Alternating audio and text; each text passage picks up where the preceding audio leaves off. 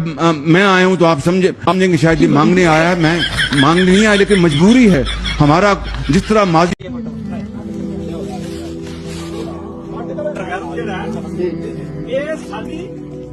Bank के नाल साडे ज़मीन खरीदना चाहता है, ठीक है। ये बगैर सारा मुल्क लुट के तो साडे ज़मीन मतलब पे खरीदना चाहता है। ये मतलब 10 किलो खाने दे रहा वो लाल जाए तो ना पूरे होते हैं साडा ये तो लाल तो तेरे ना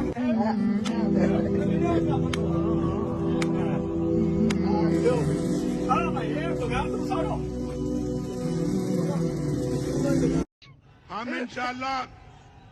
हम इंशाल्लाह वो जमाना वापस लाएंगे जब रोटी 4 रुपए किलो थी, चीनी 50 रुपए किलो थी, आटा